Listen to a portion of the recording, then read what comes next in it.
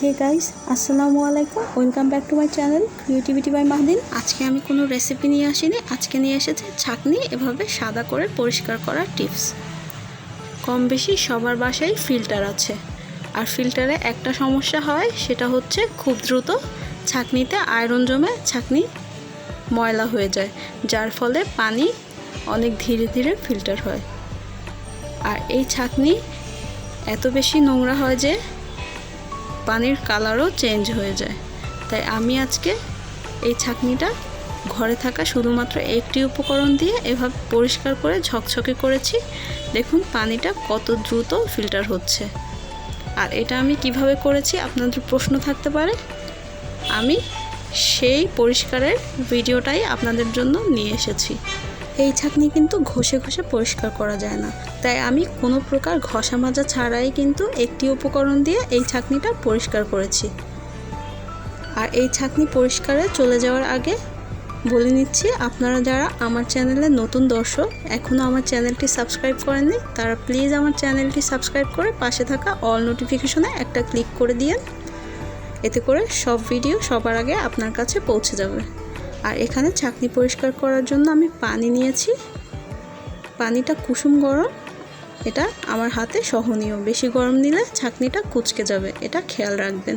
আর নিচ্ছি বড় সাইজের একটা লেবু টুকরা করে কেটে, আর লেবুর টুকরাগুলো আমি দিয়ে দিয়েছি পানিতে।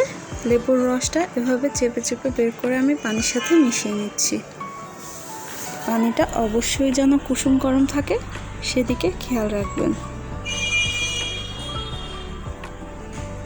লেবুর রস এভাবে দিয়ে দিচ্ছি, আপনারা চাইলে আলাদাভাবে রস করেও দিতে পারেন, তবে এভাবে দিলে আর একটা সুবিধা হচ্ছে, আমার নখগুলো যদি একটু কালো কালো থাকে তাহলে কিন্তু পরিষ্কার হয়ে সাদা হয়ে যাবে। তাই আমি এভাবে সবটুকু রস বের করে নিয়েছি। আর এখন আমি সেই আয়রনযুক্ত ছাঁকনিটা পানির মধ্যে ডুবিয়ে দিচ্ছি। অবশ্যই আপনারা চেষ্টা করবেন একটা বড় হাঁড়ি নেওয়া, এতে করে ছাঁকনিটা ভালোভাবে ডুবে থাকবে।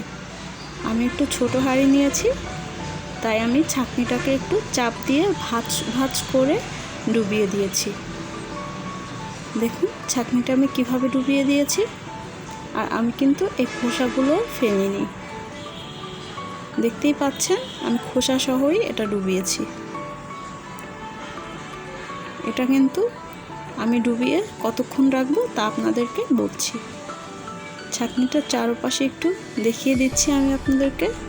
দেখুন প্রায় 10 মিনিটের মতো হয়ে গিয়েছে, অলরেডি কিন্তু ছাঁকনিটা পরিষ্কার হওয়া শুরু হয়ে গিয়েছে, আগের চেয়ে কিন্তু একটু হালকা হয়েছে।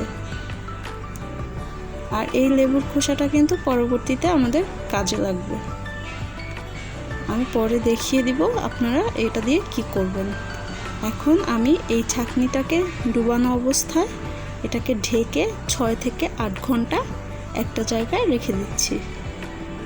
6 থেকে 8 ঘন্টা পর দেখুন ছাঁকনিটা একেবারে সাদা হয়ে গিয়েছে।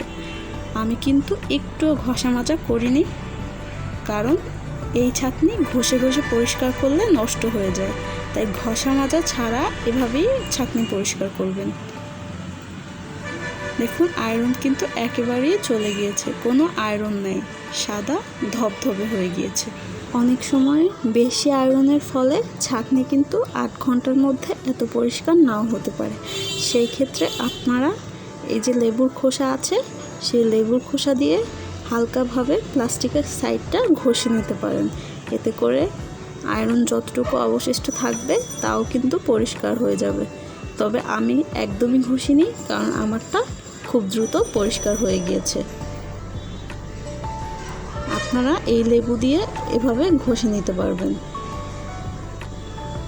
এখন এই ছাঁকনিটা আমার ভালোভাবেই পরিষ্কার হয়েছে, তাই আমি এটাকে এখন নর্মাল পানি দিয়ে একটু ধুয়ে নিব, ফিল্টারের যে পরিষ্কার পানি সেটা দিয়ে, এতে করে লেবুর যে স্মেলটা আছে সেটা চলে যাবে।